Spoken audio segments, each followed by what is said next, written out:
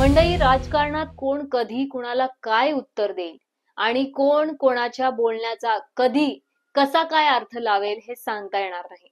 असंच एक वक्तव्य पंकजाताई यांनी केलंय.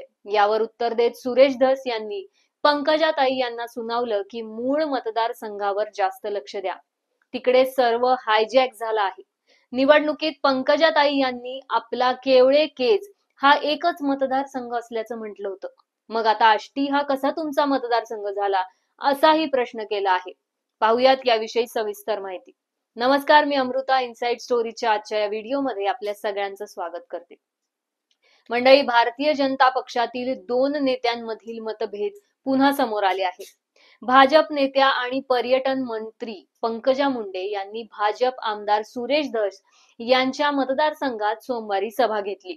या सभेत आपले आष्टीवर विशेष लक्ष असणार असल्याचं त्यांनी सांगितलं. पंकजा मुंडे यांच्या या वक्तव्यावर आष्टीतील भाजप आमदार सुरेश धस यांनी पलटवार केला आहे. तुम्ही तुमचा मतदारसंघ सांभाळा, आष्टीकडे लक्ष देण्यास आम्ही समर्थ आहोत. तसेच निवडणुकीत काय म्हणाल्या होत्या त्याची आठवणही सुरेश धस यांनी पंकजा मुंडे यांना करून दिली. काय म्हणाले सुरेश धस? आष्टीवर आपले विशेष लक्ष असणार आहे. या पंकजा मुंडे यांच्या वक्तव्याचा समाचार घेताना आमदार सुरेश धस म्हणाले, आष्टीवर त्यांनी गेल्या निवडणुकीत खूप प्रेम केले होते.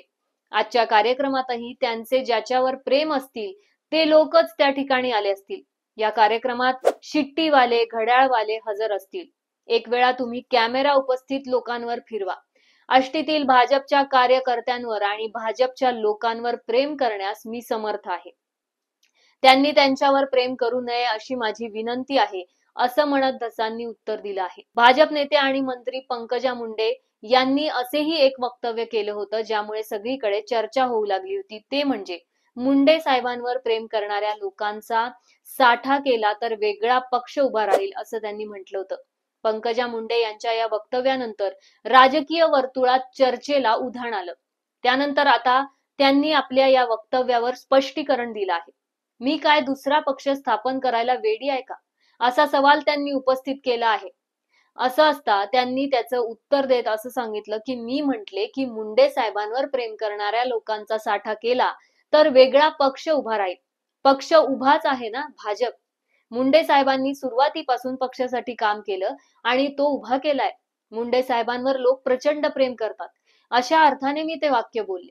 ज्या पक्षात जीवनाचा प्रत्येक क्षण त्यांनी घेतला त्याच पक्षात त्यांनी शेवटचा विसावा घेतला. लगेच एका चॅनलने चालवलं, पंकजाताई म्हटल्या पक्ष स्थापन करणार. आता मी काय वेडी आहे का वेगळा पक्ष स्थापन करायला?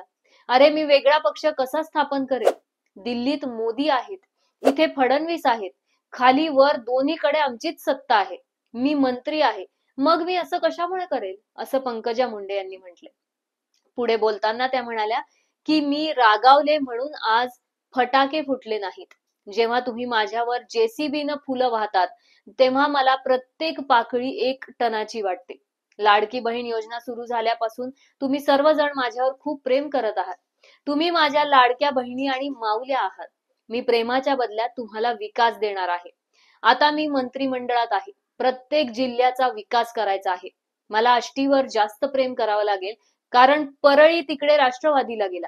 हा मतदारसंघ आता भाजपाकडे आहे, असंही यावेळी पंकजा मुंडे यांनी म्हटलंय. यावर सुरेश धस पुढे म्हणाले, निवडणुकीत पंकजाताई यांनी आपला केवळे केज हा एकच मतदारसंघ असल्याचं म्हटलं होतं. मग आता आष्टी हा कसा तुमचा मतदारसंघ झाला? पंकजा मुंडे यांनी जास्तीत जास्त लक्ष त्यांच्या केज मधील राखेवर द्यावं, वाळूवर द्यावं. त्यांच्या मतदारसंघात गायरान जमिनी हडप केल्या गेल्या आहेत तिकडे द्यावं. आमच्या मतदारसंघावर लक्ष देऊ नये, असं सुरेश धस यांनी त्यांना सुनावलं. मुख्यमंत्री देवेंद्र फडणवीस आणि राज ठाकरे यांच्या भेटीवर आमदार सुरेश धस यांनी मत व्यक्त केलं. ते म्हणाले, राज ठाकरे यांचं बोलणं लोकांना अपील होत असतं. त्यामुळे त्यांनी नुकत्याच झालेल्या विधानसभेच्या निवडणुकीच्या संदर्भात जी भूमिका मांडली होती त्या संदर्भात चर्चा करण्यासाठी मुख्यमंत्री गेले असतील, असेही ते म्हणाले. मित्रांनो, पुढे अजून कोण कोणाला काय उत्तर देतंय आणि पुढे काय होणार हे जाणून घेण्यासाठी पाहत राहा इनसाइड स्टोरी. नमस्कार.